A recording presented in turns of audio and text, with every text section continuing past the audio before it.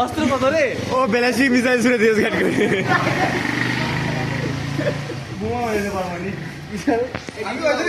দুইটাই লেবার সরা ডেগা দিচ্ছে দেখা না সেখানে কি বৃষ্টি ছাই হচ্ছে অবশ্যই বললো বৃষ্টি বলে বলে ব্যালিস্টিক মিসাইল ছুড়ে দিয়েছে ঘাট করে।